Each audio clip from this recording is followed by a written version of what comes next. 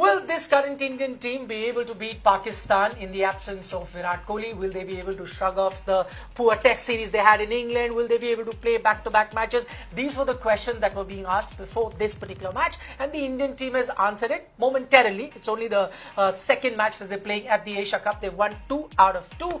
You are watching ESPN Cricket Info Match Day in association with our technology partner Vivo. I'm Nikhil Naz, with me Ajit Agarkar, Sanjay Manjrekar, Sakleen Mushtaka. Before I get their view on this match, let's quickly take a look at the match summary. This is how the match panned out. 162 is all that Pakistan got in 43.1 over. And then the star for India with the ball, Bhuvneshwar Kumar. Of course, you also had Kedar Jadhav pick up 3 wickets. And then India chased that down very comfortably in 29 overs. Rohit Sharma, the top scorer, with 52, and as you can see, there's only 1 wicket there for Shahbaz Khan, the spinner, but eventually he had to walk out. Okay, I'm going to start with the happiest member of our panel today. That's Ajit Agarkar. Happy because not just India has won, he's a Manchester United fan. He can see the match early today. Won't be doing our cricket show. Okay. I don't know whether I should be happy about that or not. Nervy times for United at the moment. And you're putting me in a difficult spot by saying that India has won and Ajit Agarkar is happy.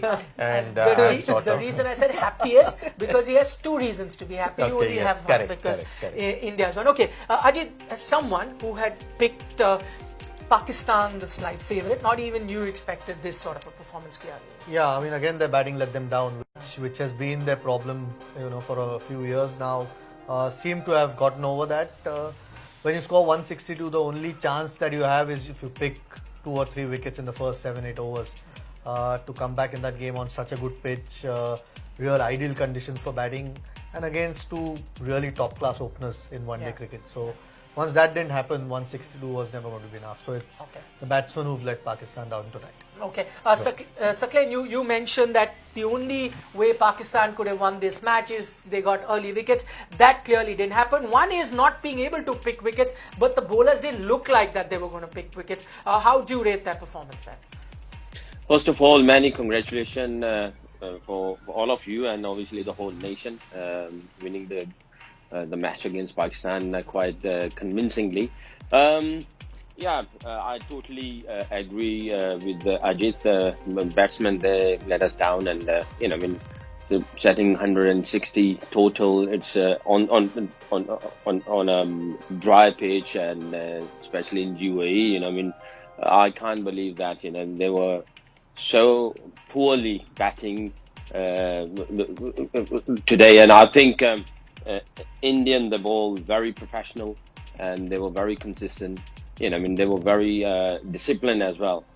And I think, in playing in that kind of a condition, if someone is bowling very disciplined, you have to be disciplined as well. Cricket is not rocket science; it's simple. You have to keep the thing simple. They were not up there. It was very poor batting from Pakistan. Okay, before I get to Sanjay, another word from you, Sakleen, because we'll talk about Usman. He was the star in that match that he played, the first match that they played against Hong Kong. It was written that he's really quick. I was reading about him that he's really quick, but can be erratic. He showed no signs like that in the first match, but this time he was erratic. I mean, discipline is an issue with him in general, whatever little cricket that you've seen him play so far. Pressure, Indian pressure. Whenever young boy or newcomer, whenever they play against India, it's a pressure. Okay. It's all mental. And then when you are taking pressure and you are not clear in the head, you will be erratic. Okay, we spoke about this in the mid innings as well, and we had those numbers. For both teams, it was the top order that was getting the runs. For Pakistan, it didn't happen. For India, it's happened. And that was the biggest difference between the 2 teams. As Ajit said, Sakleen as well, you can't be too harsh on the bowlers. Just not enough runs on the board on a pitch where, you should be getting minimum 250. They just got about 160.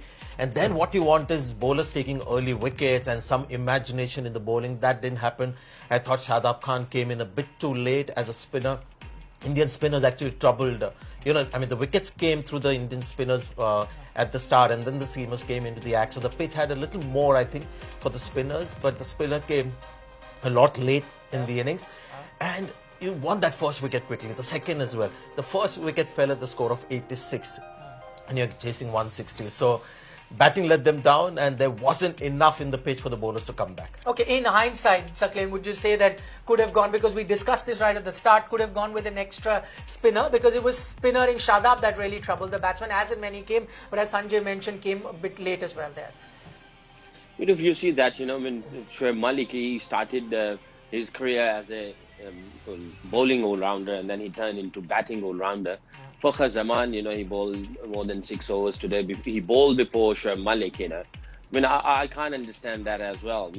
I think Shoaib Malik should bowl before Fakhr Zaman, and then follow up, I think Sakleen, Fakhr came in because he's a left-arm spinner and two right-hand batsmen. Yeah. These days, you've been with some team. It's very important for them. If they see two right-handers, even if they have a quality off-spinner, they go to a left-arm spinner or a wrist spinner these days. Yeah, I totally agree, and I totally understand that as well.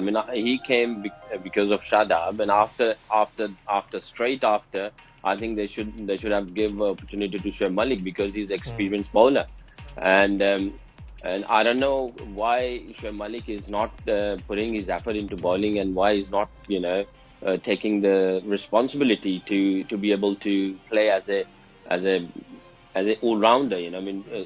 Clearly the indications are here. We are missing Mohammad Hafiz, and I think if Shoaib Malik gives a bit more in his bowling, then I think we don't need any other one. If we have 3 pacers, and then Shadab, and then Malik is coming in, and then Fakhr he did today, but I think there is Mohammad Nawaz. He's not kind of a threatening bowler. He's okay. He's steady bowler, but he won't change the game for you. Okay, so that's a worrying factor. Even on the bench, you don't have really threatening bowlers. The only way, Sanjay, they can work around, getting an off spinner to bowl to right-handers, if they've got someone like Sakleen who would take the ball away from the right-hander. Yes, if you've got a bowler like that, then you don't need to worry with the left arm, or if it's a left-hander or a right-hander. We were fretting over the Hong Kong game, and we were looking at India's performance. Just goes on to show a different day. It's a completely different performance. So you really can't compare what you did against Hong Kong and what happened to us. No, you can't. Bumrah's back as well.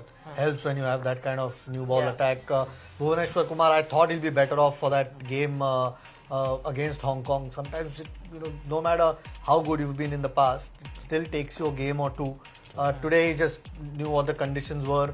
Didn't try. Yesterday, he put in a little bit more. There was a bit more speed behind the ball. Today, just got his length spot on bowl straight, which is what this pitch maybe required. And Pakistan sort of played, or the batters played into his hands a little bit. It's disappointing actually, because there's so much expectation. There's the obvious hype around India-Pakistan. India-Pakistan don't play against each other that often. I wish the contest was closer. For far too long, India has been the strongest side, with the odd exception in the Champions Trophy final. So today, really disappointed with the batting, with the way it started, and the depth of the batting has not been tested in recent times. 160 is no score after you won the toss and elected to bat first. So really disappointed that it wasn't a tighter contest, because the stage and the expectation that we have from this encounter, we expect more. Okay, going forward for Pakistan, would you say that middle order is now really a problem there? If Babar Azam doesn't get to the run in the middle order, then even Shoaib Malik, someone who's an experienced hand, is auditioning for the World Cup. No, but if you look at the first 2 wickets that fell, it weren't wickets that were picked up by the bowlers on a pitch that had something there. They had something in their mind. I don't know if they were trying to unsettle Bhuvaneshwar Kumar and Bumrah. I don't know what the plan was. Clearly that didn't work. They're good enough players to just buckle down, lay down a foundation. Babar Azam is a good number 3 to have if you have a good opening start, and they can hope to get a 240, 50, and then their seam attack comes into play. Maybe going forward, maybe in England or some other tournaments, whether they should start looking at another kind of a spinner to back Shadab Khan, because these days left-arm spinners, off-spinners are not quite making as much of an impact as the wrist spinners are. So maybe a little more creativity in the spin bowling is something they could look at going forward. That's exactly it. If you were Pakistan, if your bowling is your stronger point, you would then not try and aim for a 320. You would probably assess the conditions, maybe keep wickets in hand, and a 260, 270 with a good bowling attack perhaps might be enough. I thought they aimed too much, those two at the start. Like Sanjay said, there wasn't anything in the bowling. He was just bowled decent length, straight balls. Fakhr Zaman on 0 played that shot. So And against a seasoned bowler, and you're right about the toss as well. I've seen today's batting teams, when they're asked to bat first, they're sort of lost. They have no idea what's going to be the ideal score, because that's when you need a little bit of understanding of the pitch, and you can't aim too high. Perhaps they thought they're batting first, they need to put a big score on the board. This is, Dubai, a flat pitch. Let's try and be positive against the Indian fast bowlers, and that backfired. It was a great approach there, would you say, from the Hong Kong team, Sakleen? We heard the Hong Kong captain when he came out for the toss the other day. He said, listen, we're only aiming at 220. Eventually, they went and got 250. Had Pakistan had that same approach, 250 could have been a winning total here. Yeah, I mean, what Sanjay just mentioned earlier, that, lay down the foundation and everything, that shows the plan. But if you see the first 5 overs of Pakistan, they just made 4 runs, 2 wickets, and all dot balls.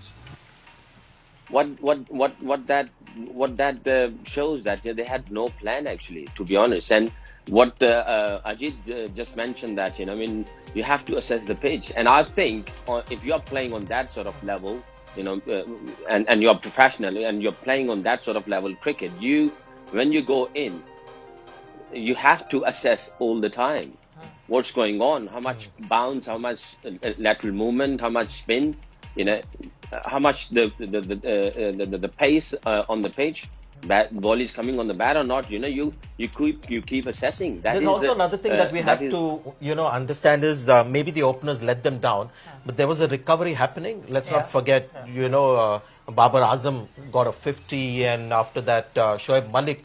Did he get a 50? Babar Azam got some. He did. Yeah, 47. And then Shoaib Malik also got some runs, and India got wickets at the right time. Now, there was hope there for Pakistan that this partnership would blossom and take them past 200.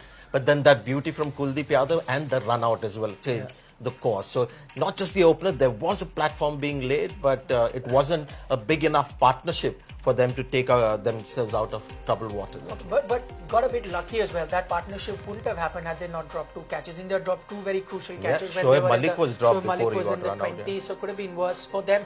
Now to the bigger question. Sakleen, did you want to make a point before that? Before I ask you a question? Yeah, I was just saying that, 40, both players have made 40 runs. I think on that particular point, I think the awareness, doing something for the team.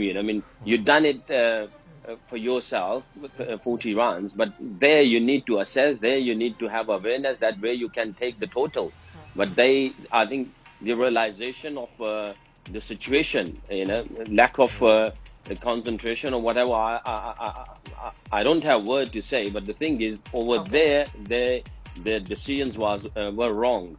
The team needed from there. They laid the foundation. They done the hard yard. But after that, when team needs it to carry on, you can't do like that. And I understand that in second innings, if you are not playing 50 overs, I can understand that. But if you are batting first and you're not playing 50 overs, that shows that you have no idea what you are doing. Okay, now to the larger question of Pakistan. I'll ask the 2 bowlers.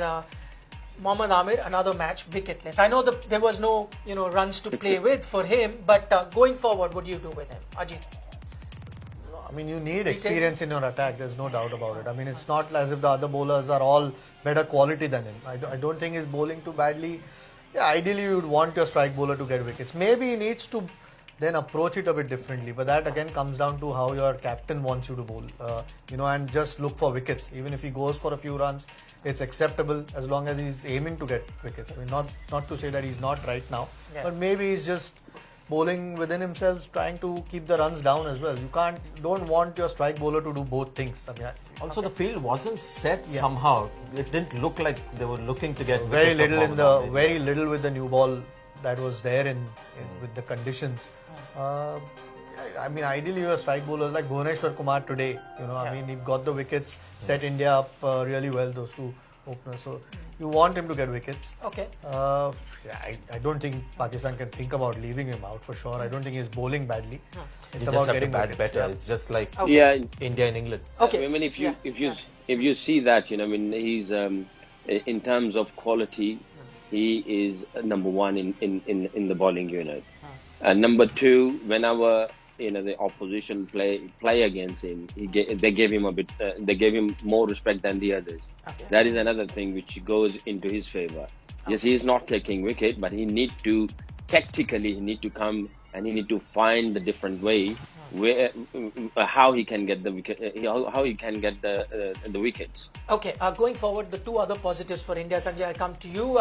We always know that the openers tend to do really well for India, both Shikhar and Rohit. The middle order without Virat was looking weak to begin with. Now we've seen them play 2 matches. Good signs there. Raidu's gotten run both matches, and so has Dinesh Karthik. Yes, I think Raidu at number 3 looked at home. They were in no rush, both also slightly uncertain in the team. So used the time to get some runs and not outs to their credit, and that is something that you've got to expect. Rohit Sharma got a 50, could have got a little more.